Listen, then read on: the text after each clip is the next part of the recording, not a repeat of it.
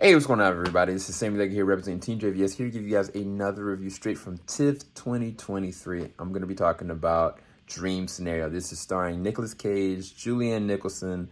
It's got Tim Meadows, it's got Michael Cera, Dylan Baker, but the background is Paul. Paul is this college professor, normal guy, and he kind of is the most innocent of people. Like, he's really socially awkward. And for whatever reason, the world, everyone starts to have him in their dreams. He doesn't know how it happened. It's literally a phenomenon. So I'm going to tell you, this is a very interesting premise. And I do know that Ari Aster helped produce this, but this is directed by Christophe Borgli. And the interesting thing about this film is not even so much the twist, which is the twist in so many respects is, how is this possible? Like, supernaturally, how is this happening? They don't necessarily refinedly explain that. But the thing that really grabs me about this is the emotional connection that I personally have to this. Because what happens is, because people start to see him in his dreams, he becomes a phenomenon. Like, he becomes an internet celebrity, so to speak. And when that happens, when you're on the highest of highs, and you're there, people will definitely recognize you, see you, but then you have to deal with the pitfalls. You have to deal with the comments, people slandering you, or people saying something negative about you. And there's a transition that happens with this film from the beginning to the mid to the end, where by the middle of this movie, this becomes a very dark movie. It gets so dark in the sense of what's really happening on an emotional level with people, because it deals with traumas and fears and expectations. But I think at the core of it, they developed the perfect character as a catalyst to this, because Paul, where it seems like on the surface, he's this most innocent, nicest person. He's got 2 daughters. He's got a wife played by Julianne. He also has an extreme inadequacy complex.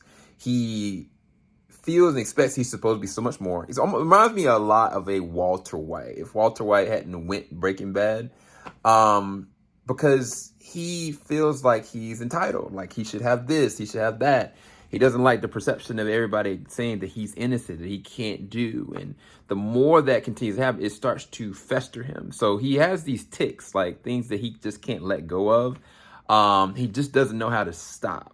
And to a default, like at first it's really endearing and cute, and it's like, okay, his innocence is keeping him from doing what he could be doing. But then you start to see other things bleeding into it, like his wife, played by Julianne.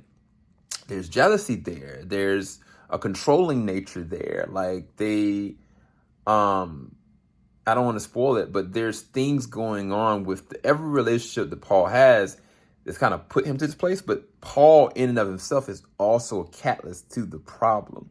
And then again, it can be a case study too on how people, one day they love you and then the next day they hate you. And then what does that do to you emotionally, subconsciously, and psychologically? Because there are certain things that Nicolas Cage character Paul does that I was like, man, why are you doing this? But then you don't know what continues to happen in a person's mind when they're being shifted up and down, and they were already sensitive. They were already this or that. Now, there is one thing about this film, and again, I haven't talked about performances, I haven't talked about cinematography. I'll talk about that in just a second, because, you know what, I'll just go ahead and do it.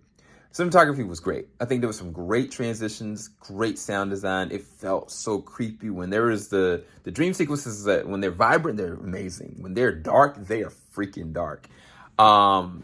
Amazing acting from a lot of the supporting cast, but Nicolas Cage is on it.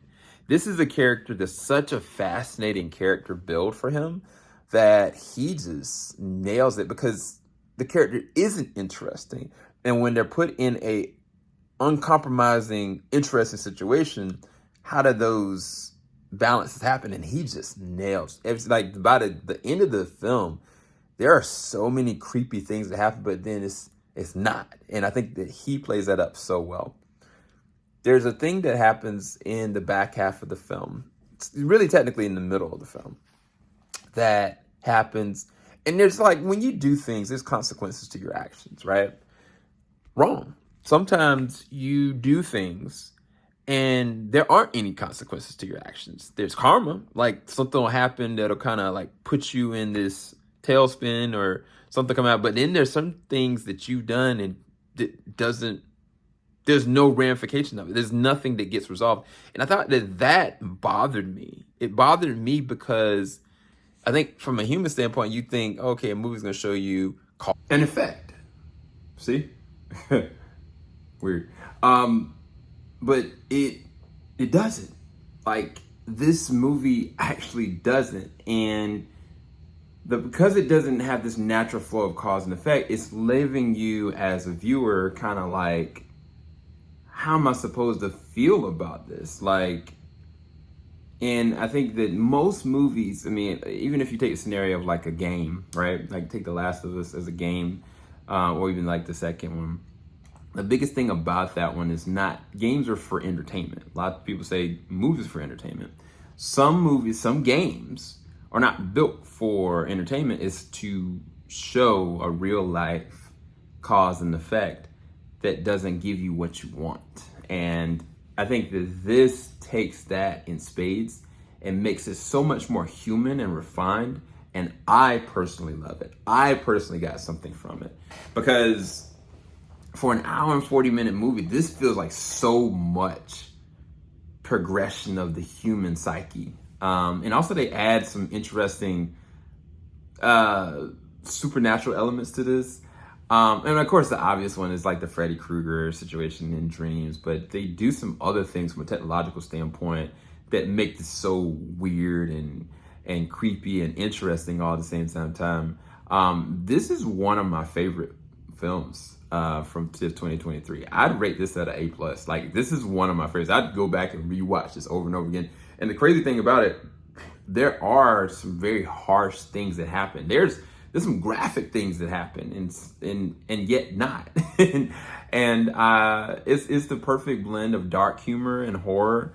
But at the same exact time, it's such an engaging character study on the human perspective of kind of what's justified, what's not, and what's right, what's wrong, and how people judge other people. And then also the perception side of like being a celebrity, being in the limelight, so to speak, and kind of how easily that can flip on a dime. But yeah, I'd highly recommend Dream Scenario.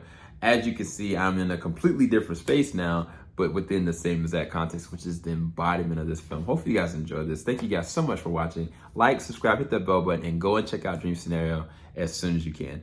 Peace, people.